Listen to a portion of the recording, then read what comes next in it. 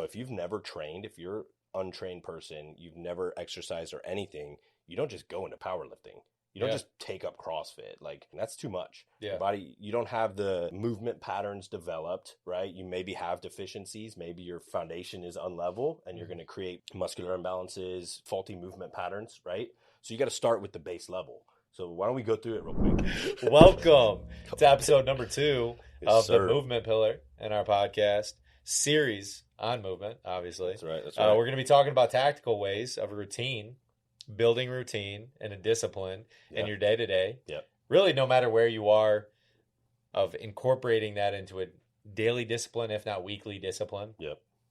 And being the most optimal you, optimal human, living life full field. That's right. I think last time we kind of like rabbit trailed a bit and got a little in the weeds on certain things, which was cool, right? Yeah, it was more good. conversation, but this one we want to dive a little bit more into like why routine is so important and why, like, because man, most people are just kind of like, I go to the gym 3 days a week or even 5 days a week and I just kind of do stuff. And it's like, that's cool, right? Like, it's better than nothing. I agree.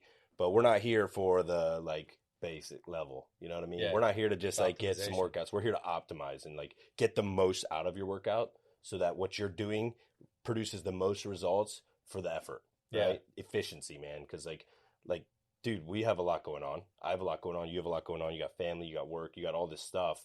How do you take that workout, make it the most efficient bang for your buck workout? Right? 100%. Yeah, it's not about living life on somebody else's understanding of what's optimal or not optimal, right? It's like average. Do you want to be average or do you want to be optimal, right? Yeah. I don't want to be average because like typically if you aggregate data and what the feedback is, 90% of people are living less than optimal. Yeah.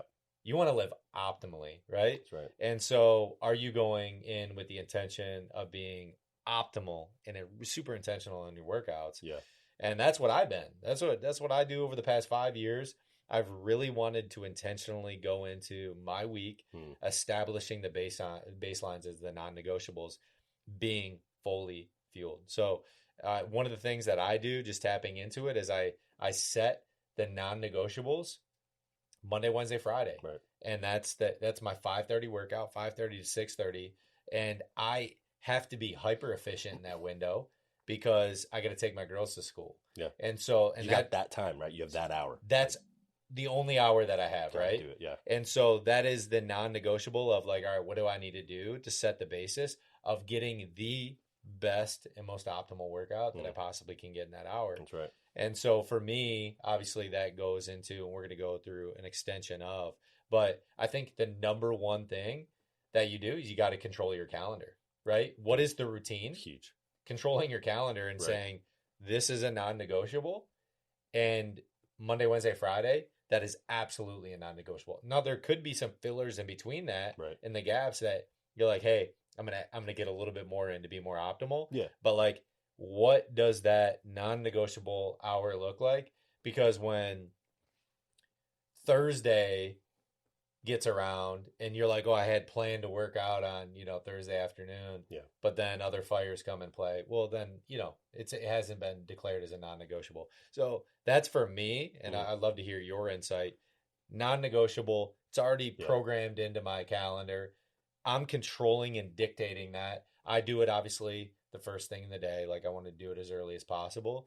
And then that's how I operate. But calendar, number one, that needs to be your routine. How are you setting the baseline? What is non-negotiable? That's right. Yeah, man. And the big one is like having a plan, right? Like not just going in.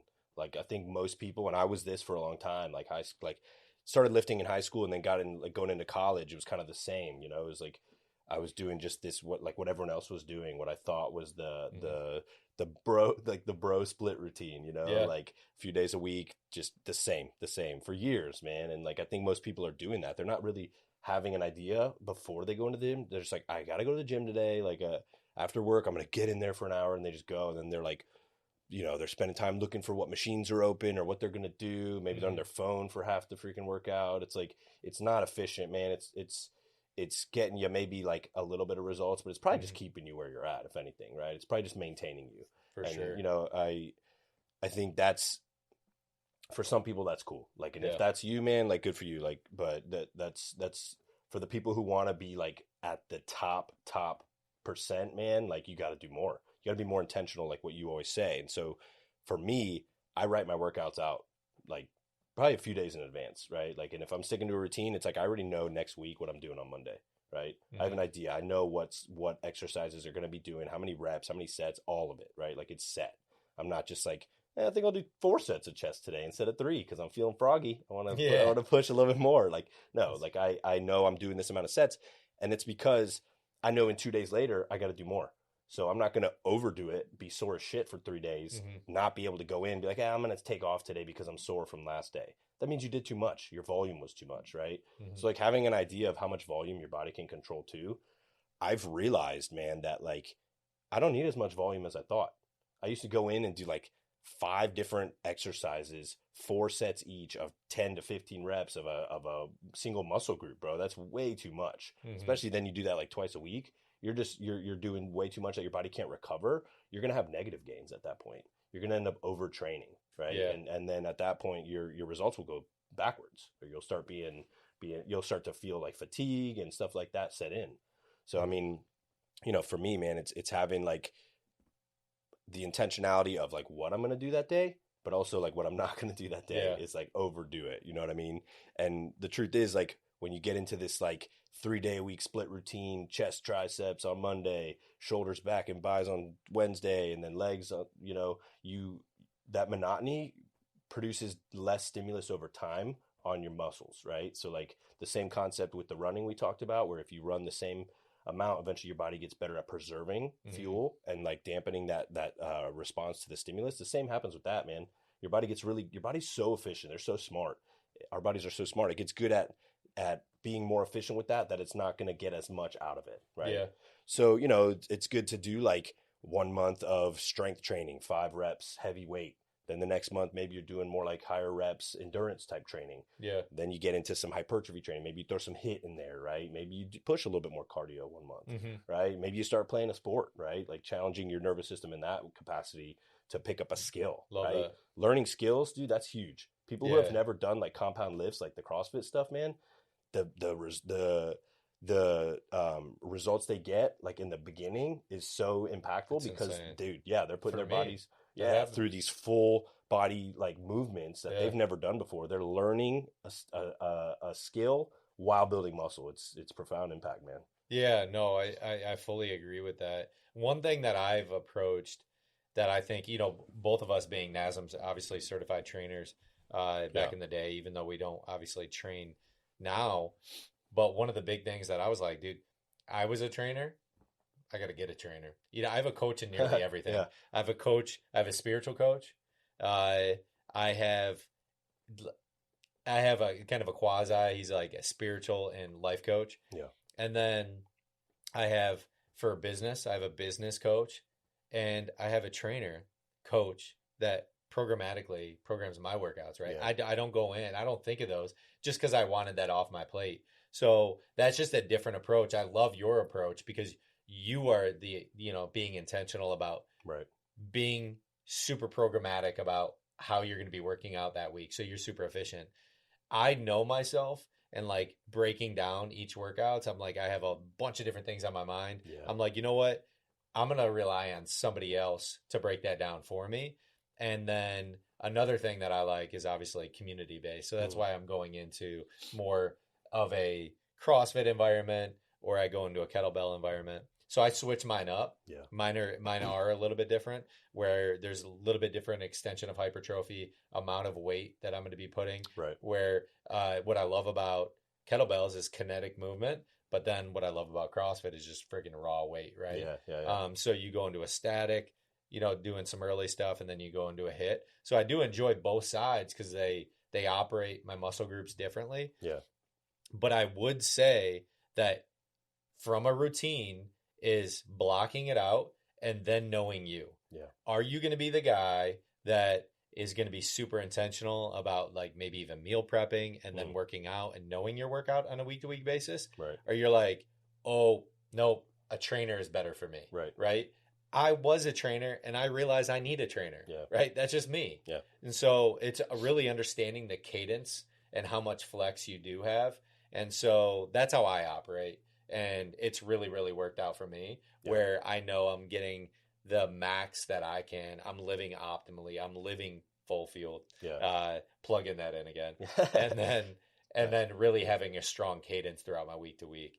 So I would say that those two things are really understanding. You got to block it out. You got to know when you're doing it. Right. And then the intentionality comes from, are you going to be programmatically breaking it out where it's written down and you know what you're going into, or do you need somebody else to do that for you? Yeah. And I think for people listening, man, who are like maybe feeling like, hey, I am kind of stuck in my like whatever routine I've been doing. And even if it is something that's more like hit based, like a CrossFit or like one of those boot camp type workouts, try something different. Like that's a challenge, right? Like I'm gonna challenge everyone right now. Like go do something different and see what happens, right? Yeah. If you're doing boot camp workouts for months on end and you're just like this high like Orange Theory type stuff where you're just like this cardio rabbit, just going, go lift. Go take a month off from cardio, like full cardio like that. Maybe you can still walk and stuff, but like just go lift weights and pack muscle and see what happens to your body and see how you feel.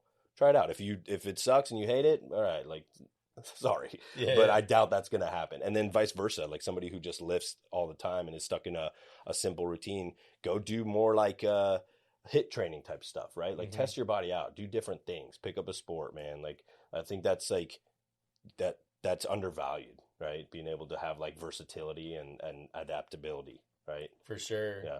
That's one thing I've enjoyed about like golf. I'm really passionate about golf. I like it. But the kinetic based movement, the muscle memory. I think you owe me money. I owe you some money? From the last time we played. I think we played $1 a hole and I was 2 up, but man. That's right. You can buy me you gotta run that back. You can get me something later.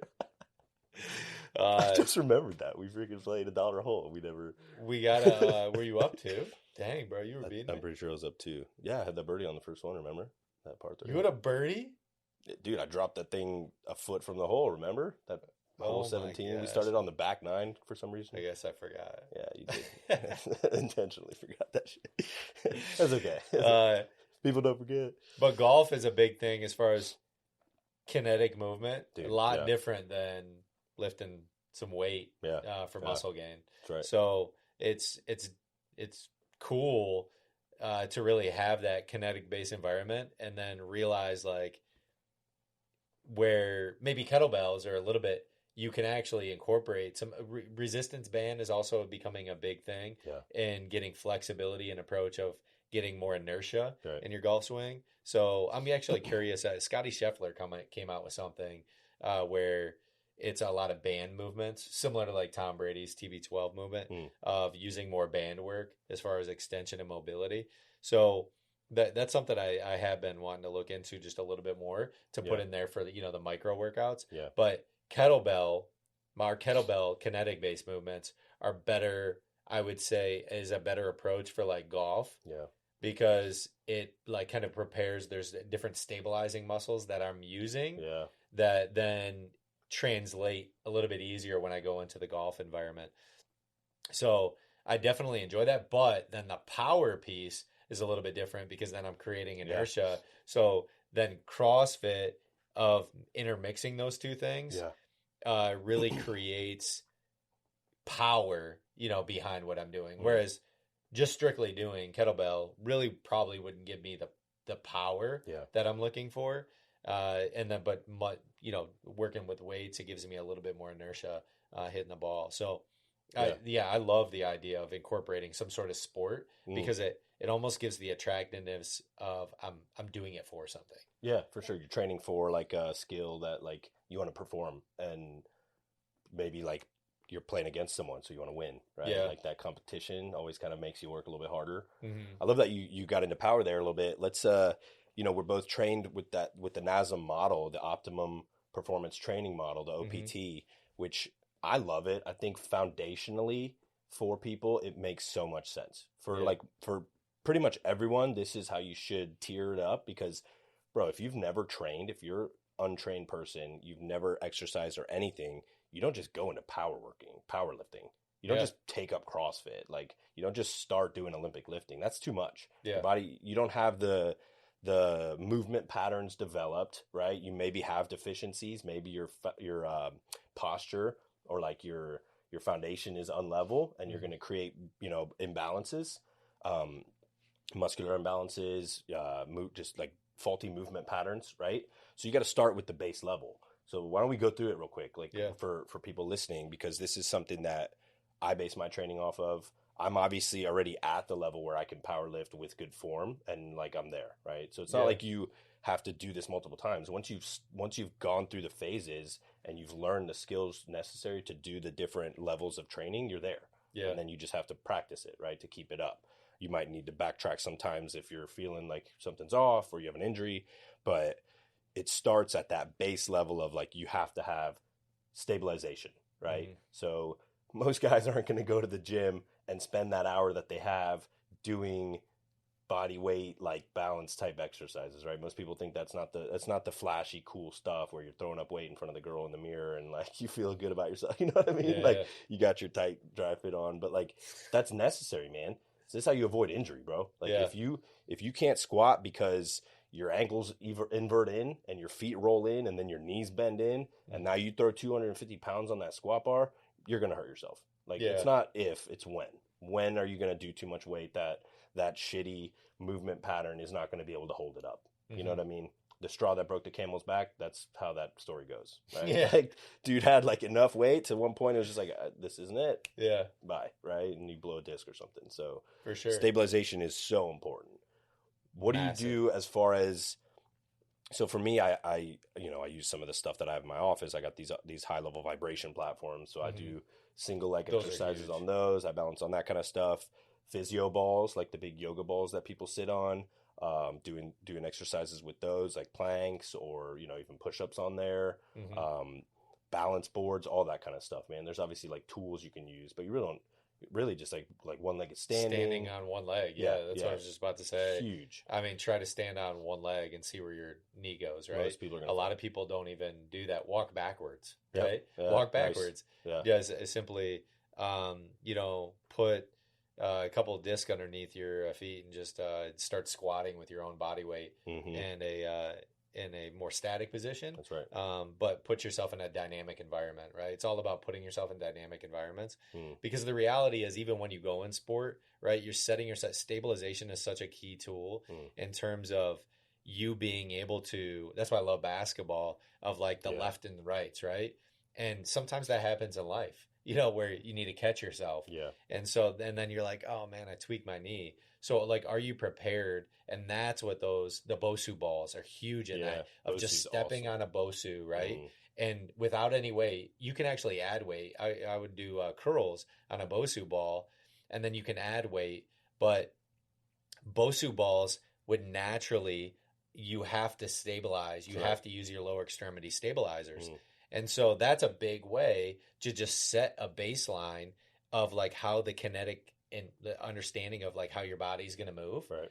And at first you're going to be wobbly as shit, right? You're going to be all over the place I need to figure this thing out. But then over time you're like, oh man, I can add a 10-pound weight. I can add a 15, a 20 of doing curls or even squats while you're doing that. But I love the BOSU ball. Yeah. Even doing push-ups on a BOSU ball is huge. Awesome. Because it works stabilizer muscles within your shoulders. The shoulder girdle gets so strong, man. Yeah. It's crazy. Yeah. So those are huge things in really working out, but setting that clear baseline and stabilization before then you work into obviously strength, endurance. Yeah, so that's stabilization's first level at the bottom of the pyramid, right? It's like the base foundation. Then we step into, and I like that you mentioned like sport, because if you just are a runner, or you even just like squat, that's all you do, you're in one plane of motion. You're just sagittal plane forward, right? Versus like basketball, now it's lateral movement, right? Even like some like more like hybrid, like forward and lateral movement, right? You're Which like if you don't do that, you should train in that kind of stuff. I'm not saying go start playing basketball if you've never played before, but like maybe, right? Yeah. See what your body can like handle and try that new kind of thing out, that new skill. Well, a lot of people are playing pickleball. Yeah, that's awesome. It's a big sport. Yeah. A lot of people are playing pickleball, and a lot of these people, they're like getting into pickleball. They're like, oh, this is kind of cool, but I also haven't worked out or done anything. So, maybe like a good little kind of starter for them, right? Exactly. Of getting in, because there's a lot of left and right movement associated with that. I don't care if you're right at the kitchen or you're back at the baseline. Yeah. You still, It's tennis. Yeah. So then next level going up from the stabilization, right? If we're trying to do the optimal performance training model, OPT, is strength endurance, right? And this, I think, delineating the difference between strength endurance and strength. Strength endurance is how long can my muscle lift a weight through movements, right? It's usually lighter weight, but like what is the endurance of that muscle, right? Yeah. So this looks more like training with lighter loads, right? Say if you're max bicep curl, you do eight reps of 40-pound dumbbell, dropping it down, doing like a 10-pound and doing up to 50 reps, right? So you're in a higher rep range in this phase. 25 to 50. 50 is pretty high, but 25 is a good base for that, right? And endurance is so important, especially when training with legs, for posture, right? Essentially, that's what posture is, right? I'm a chiropractor, so I get posture questions all the time. People come into my office, why is my posture shitty? It's your muscles can't hold your body up for as long as they need to, right? So then your posture goes. You want to stand up like this, but then you start to feel pain because your muscles are fatiguing, so they tell you to stop. So then we end up hunched over like freaking Quasimodo at our desk eating fucking chips. But that's essentially what posture is, bro. It's the endurance of your muscles to be able to hold your body up, right, against gravity and holding your skeleton in a neutral position. So that's comes after stabilization. You got to have those intrinsic little neuromuscular stabilization patterns built in. Then you work on how long can your body push weight for a long period of time, right? And then what's the next phase on top of that one? We go into hypertrophy training, right? Like how do we start to like build new muscle or like grow the muscle in size? Hypertrophy, right? Trophic change is size, right? So how do we grow the size of the muscle? Which is what I think most people are going to the gym for, right? Or like most guys that we're kind of talking to here are looking to build muscle, grow the muscle, look more jacked, right? Yeah. But you can't neglect the other two phases and just jump into just that, going right? Looking jacked. Yeah, just trying to look good with your shirt off, bro. GTL, baby. Go Hulk on them. If you want to hear your question answered live on the show, submit it to ask@fullfuel.com. Check out the Optimizers program where we build max muscle, improve longevity, and get guys freaking shredded so that they can crush it at life for as long as possible. Live full fueled. Live beyond limits, baby.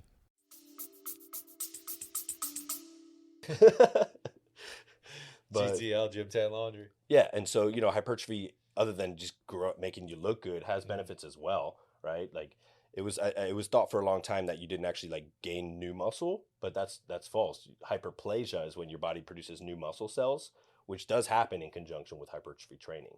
So over time, you can build more muscle and consequently grow that same muscle tissue, right? Make it more dense, fill it with more mitochondria, with more blood supply, more like actual amino acid structures that grow the size of that muscle, right? Yeah, so that's a big thing, just piling on nutrition there. Typically, if you're going to be in hypertrophy, you got to aid muscle growth with a component of like nutritional balance, which is like obviously protein, because you need adequate protein, adequate amino acids, and carbohydrates to really accelerate. Carbohydrates as well, important, yeah, for sure, without a doubt, being well rounded in that. But you got to pack on caloric consumption in order to create muscular density. That's right. In terms of like strength endurance, what is the difference? You were building onto that, but what is the difference between the two? So strength endurance is something that you can do almost like max effort at, right? So give an example of something that's strength endurance versus an element of hypertrophy before we go into obviously the fifth pillar being maximum strength power. Yeah, so strength endurance again is like your body being able to do a repeated motion for a long period of time. So I mean, this could look like sport, right? Like basketball, or like you have to jump and you're jumping. That's using a lot of muscles in the body. That's a type 2 muscle activation, fast twitch to propel you up. Like how many times can you do that? Or over and over and over, right? And over or like again. Box jumps, or like body weight squats, right? Something that's not that much of a load that you can only push it once or twice, right? That's max strength, which is the next level after hypertrophy. Max strength is how heavy of a load can I push for a max effort, right? That 1 RM kind of ideology. Strength endurance is the opposite of that. It's like how long can I do this lighter load? Like how much endurance can I put that for, right?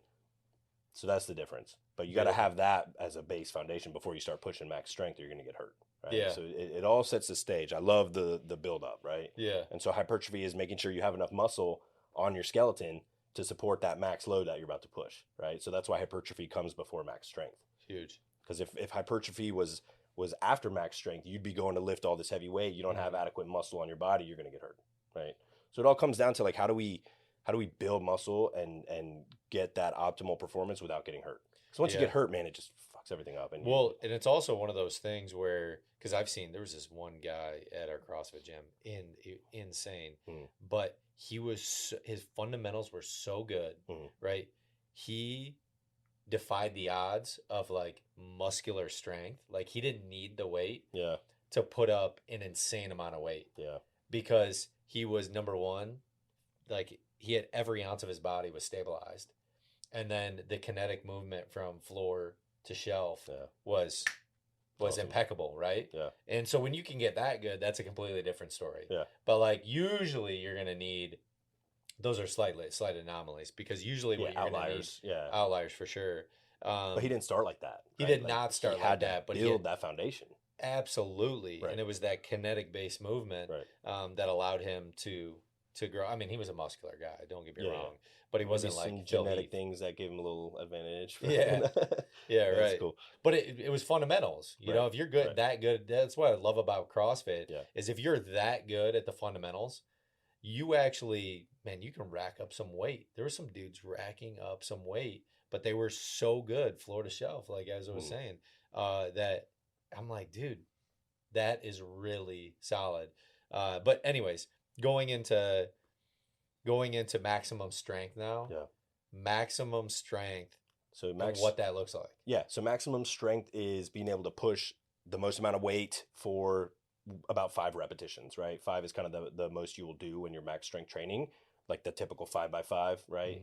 Throw a bunch of weight on there, and you, by that last set, you're feeling it. I mean, you're pushing your body to a limit, right? So this definitely is not for beginners. This isn't for somebody just walking into the gym off the couch. You want to have those foundations: stabilization, strength, endurance, hypertrophy, build enough muscle, and then start pushing max strength. And this is where you're going to really start to actually pack dense, lean looking muscle, right? A lot of people push hypertrophy and you end up looking maybe a little puffy because you still got some body fat on you, and it's not as that striated muscle look. When you start being able to push max strength and train that, man, you can build some dense heavy muscle. And this is where people often gain a lot of muscle and gain some weight too.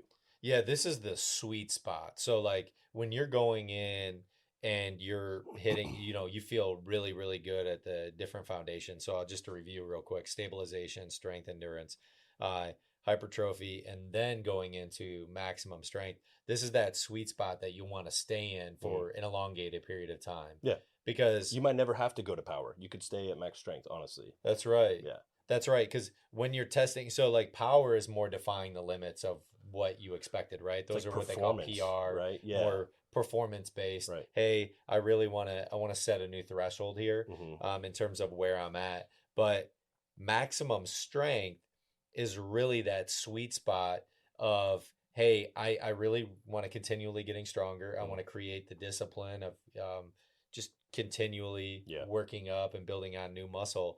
But that power is really, you're setting new red lines. Right. And you're getting even, obviously even stronger. And it's cool to do, but I want to talk the difference between maximum strength and power, because of how Olympians, they'll go 2 years without hitting a new PR. Yeah. Because they'll stay in that maximum strength area. Building a foundation, a nice strong base. Yeah.